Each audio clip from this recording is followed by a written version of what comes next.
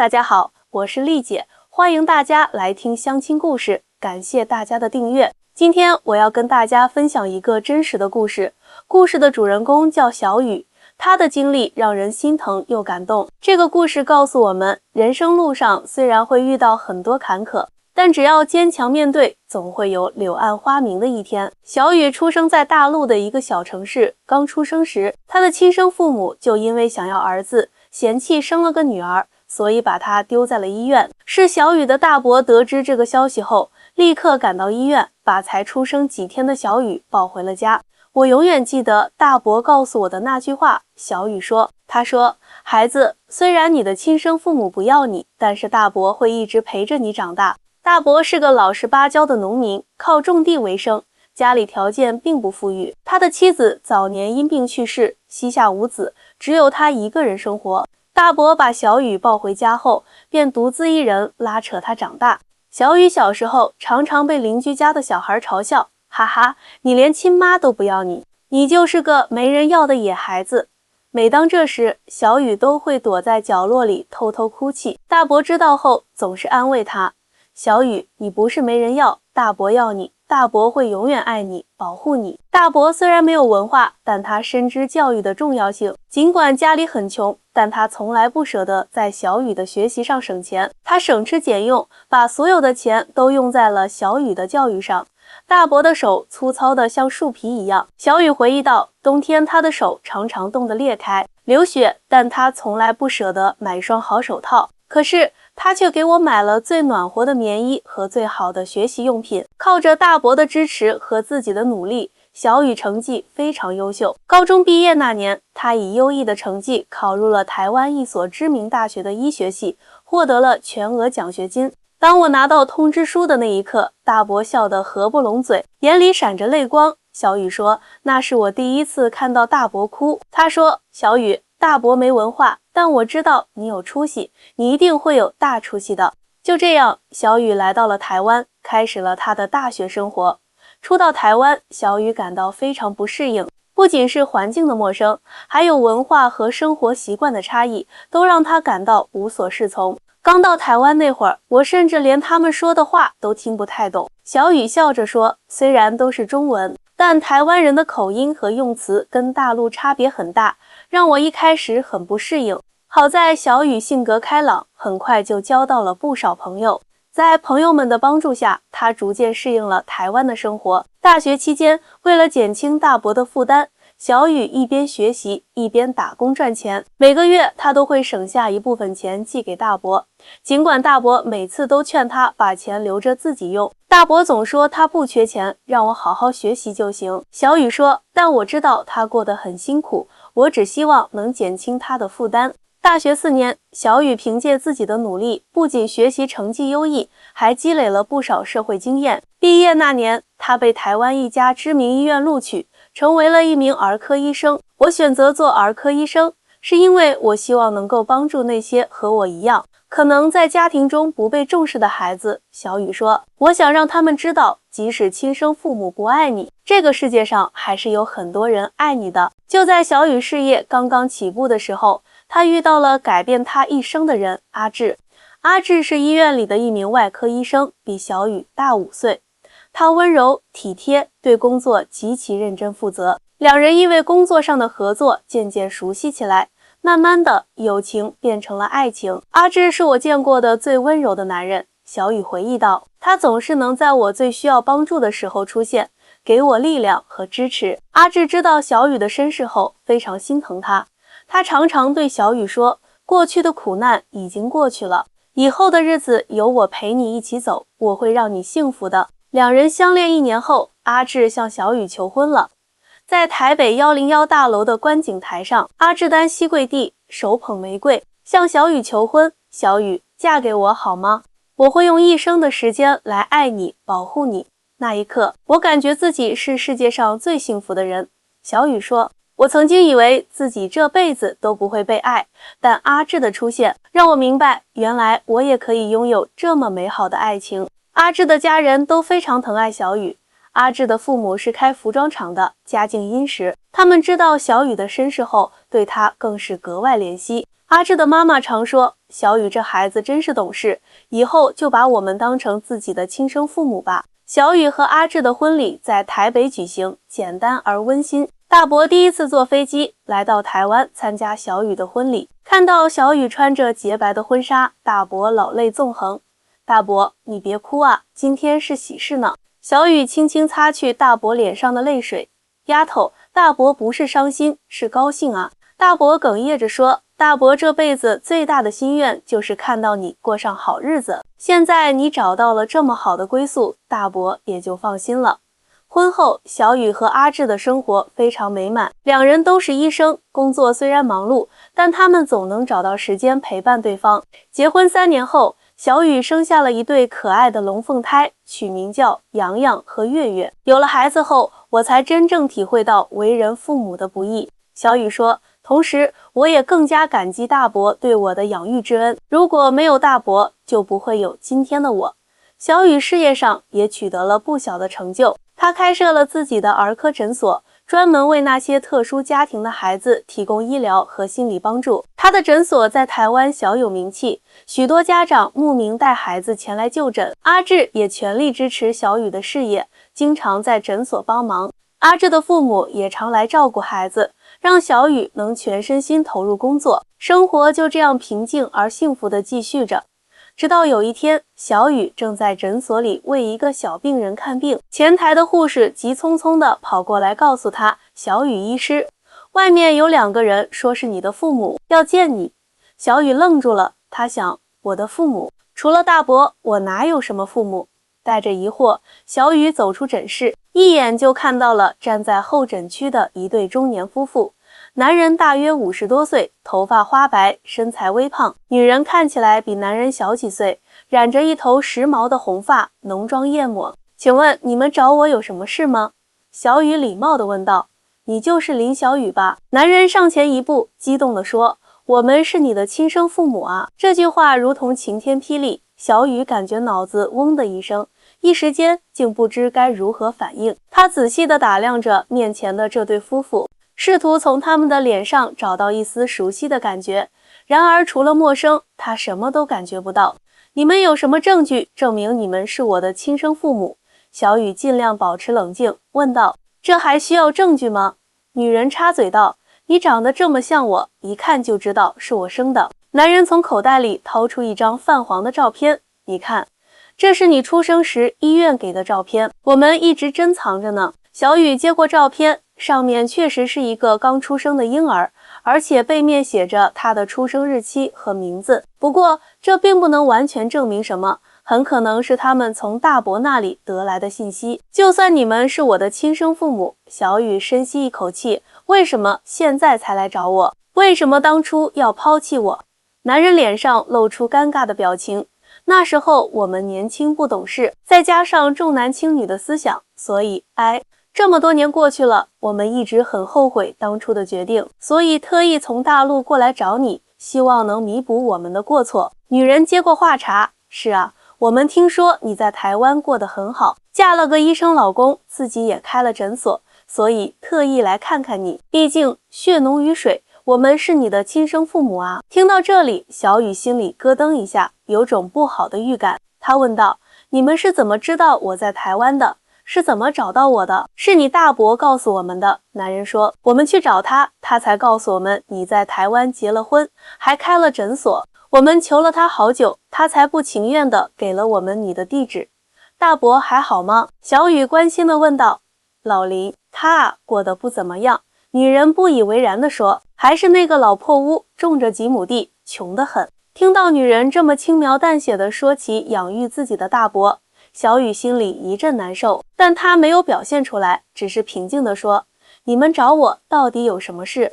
男人和女人对视一眼，似乎在互相示意谁先开口。最后，男人清了清嗓子，说，是这样的，我们最近遇到了点困难，听说你现在条件不错，所以想来找你帮个忙。什么困难？小雨问。我生病了，需要做手术。男人说，医药费很贵，我们拿不出来。女人补充道，还有，你弟弟要结婚了，需要买房子，我们手头也紧张。我弟弟。小雨惊讶地问：我还有个弟弟？是啊，你走后，我们又生了个儿子。女人得意地说：今年刚好30岁，在一家公司做销售，马上要结婚了。小雨这才明白了，原来他们抛弃他是因为想要儿子，而现在他们找到他，无非是因为他现在条件好了，想从他这里得到钱。所以你们是来找我要钱的？小雨直截了当地问。男人和女人有些尴尬，但还是点了点头。我们是你的亲生父母，你现在条件这么好，帮帮我们也是应该的吧？血缘关系是割不断的啊。小雨冷笑一声，血缘关系？当年你们抛弃我的时候，怎么没想过什么血缘关系？那时候我们年轻不懂事。男人辩解道。现在我们知道错了，想要弥补，你就当帮帮你亲爸妈，行吗？我的父亲只有一个，那就是我的大伯。小雨坚定地说，是他不顾一切地把我抱回家，含辛茹苦地把我养大，而你们不过是我生命中的陌生人罢了。女人听到小雨的话，脸色立刻变了。你这孩子怎么这么不懂事？我好歹是生了你的人，养育之恩没有，难道生育之恩就没有吗？生育之恩，小雨冷笑道。请问，生下我之后，你们做了什么？是把我丢在医院等死吗？如果不是大伯，我现在坟头的草怕是比你们还高了。男人见势头不对，赶紧打圆场。小雨啊，你别生气，我们确实做错了，但是现在我们诚心诚意的来认你这个女儿，你就原谅我们吧。你看，我们这次远道而来，住宿费都是个问题呢。小雨看着眼前这对厚颜无耻的夫妇，心中怒火中烧。他刚想说什么，诊所的门突然被推开，阿志走了进来。小雨，我听护士说你有客人。阿志走到小雨身边，关切地问道：一切都还好吗？阿志，他们说是我的亲生父母。小雨强忍着怒气，简单地解释了一下情况。阿志听完，眼中闪过一丝愤怒，但他很快恢复了冷静。他转向那对夫妇，礼貌而坚定地说：既然你们是小雨的亲生父母，那我们理应好好谈谈。但现在这里有病人等着看诊，不是谈话的好地方。这样吧，我订一家餐厅，今晚我们一起吃个饭，好好聊聊，可以吗？男人和女人眼前一亮，连忙点头答应。好好好，那就麻烦女婿了。阿志掏出钱包，抽出几张台币递给他们。这是一点住宿费和交通费，你们先去酒店休息，晚上我打电话告诉你们餐厅地址。男人迫不及待地接过钱，脸上堆满了笑容。好女婿，真是好女婿啊！等他们走后，小雨终于忍不住哭了出来。阿志，他们不是来认我的，他们是来要钱的，就因为听说我在台湾过得不错。阿志紧紧抱住小雨，轻声安慰道：我知道，我都明白，别担心，我会处理好的。晚上，阿志把小雨送回家照顾孩子，自己去赴约。餐厅里，那对夫妇早已等候多时。见阿志一个人来，男人问道：女婿，小雨怎么没来？她有些不舒服，孩子们也需要照顾，所以我让她在家休息。阿志礼貌地解释道：今天我们就好好聊聊吧。席间，男人和女人毫不掩饰自己的目的，直截了当地向阿志提出要求。男人的手术费20万，儿子的婚房首付100万，再加上一些零零散散的费用，总共要150万。老弟呀，这对你们来说应该不算什么吧？男人笑呵呵地说：我听说台湾医生的收入很高，150万对你们来说不过是9牛1毛。阿志听完，表情没有丝毫变化，只是平静地说：钱的是好说，但我有一个条件。什么条件？尽管说。男人痛快地答道。阿志拿出一份文件放在桌上，这是一份认亲声明，上面写着你们承认抛弃过小雨，并且此次来台湾的目的是为了索取钱财。签了这个，钱就是你们的了。男人和女人脸色大变，女人气愤地说：你这是什么意思？想羞辱我们吗？阿志面不改色：不，我只是想确认你们来这里的真实目的。如果你们真的是为了弥补父女之情，那这份声明对你们应该没什么影响。如果你们只是为了钱，那就另当别论了。男人拍桌而起：你这是侮辱我们的人格，我们再怎么说也是小雨的亲生父母，有血缘关系的。你这个外人凭什么这样对我们？阿志冷笑一声，血缘关系，请问你们尽过一天为人父母的责任吗？小雨从出生就被你们抛弃，这30年来，你们给过他1分钱的抚养费吗？现在他过得好了，你们就急着来认亲，真是滑稽至极。女人尖声叫道：你别忘了，没有我们哪来的小雨？没有小雨，你哪来的老婆？你应该感谢我们才对。阿志站起身，居高临下的看着这对夫妇，感谢你们，我只感谢小雨的大伯，是他在你们抛弃女儿的时候无私的收养了她，给了她爱和关怀。你们不配做父母，更不配得到我和小雨的1分钱。你男人气得脸色铁青，你会后悔的。我们可以去媒体曝光，说你们不赡养老人。阿志轻蔑地笑了，请便。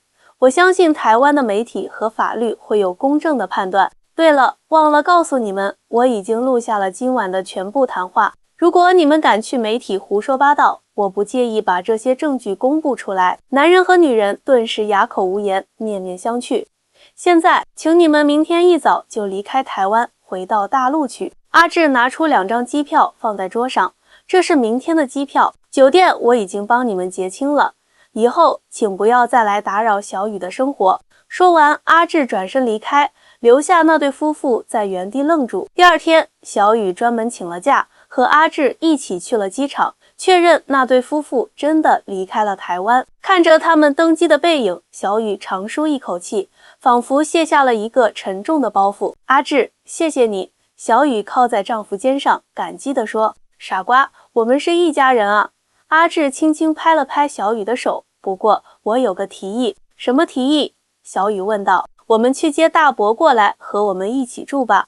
阿志说，他一个人在大陆生活，年纪也大了，我们应该照顾他的晚年。小雨眼眶湿润了。阿志，我正想这么提呢。2周后，小雨和阿志亲自去大陆接大伯。当他们到达大伯家时，看到的却是一个瘦弱的老人躺在床上，已经病得不成样子。大伯，小雨扑到床前，泪流满面。您怎么了？大伯虚弱的笑笑。丫头，大伯这不是想你了吗？想着来台湾看看你，所以才把地址给了你爸妈。他们去找你了吗？去了。小雨握着大伯的手，但我不认他们，我只认您这一个亲人。大伯满足地笑了。好孩子，大伯这辈子最大的欣慰就是看到你过得好。在小雨和阿志的坚持下，大伯同意跟他们回台湾一起生活。经过精心的治疗和照顾，大伯的身体逐渐好转。大伯很喜欢小雨的孩子们，常常陪他们玩耍，给他们讲故事。一家人的生活温馨而幸福。1年后，小雨和阿志在台北郊外买了一栋带花园的别墅，全家人搬了进去。大伯在花园里种了各种蔬菜和花卉，每天乐在其中。大伯，您还习惯在台湾的生活吗？有一次，小雨关切地问道。大伯笑着说，怎么会不习惯？有你们陪着，大伯哪里都习惯。丫头，大伯这辈子做的最对的事，就是把你带回家。看到你现在这么幸福，大伯就知足了。小鱼眼含泪花，紧紧抱住大伯。大伯，您才是我真正的父亲，我这辈子最大的幸运就是遇到了您。后来，小雨和阿志在诊所旁边开设了一个公益机构，专门帮助那些像小雨一样被父母抛弃的孩子。他们提供医疗、教育和心理辅导等各方面的帮助，希望这些孩子也能像小雨一样，找到属于自己的幸福。大家好，我是丽姐。刚才给大家讲的这个故事是小雨亲口告诉我的。她现在已经是台湾知名的儿科医生和公益人士了。她说，人生路上会遇到很多坎坷和背叛，但只要心存善良、坚强勇敢，一定会遇到真正爱你的人。真正的亲情不在于血缘，而在于那份无私的爱与付出。各位观众朋友们，希望小雨的故事能给你们带来一些启示。无论生活多么艰难，都要相信这个世界上总会有一个人愿意为你撑起一片天。感谢大家的收听，我是丽姐，我们下期再见。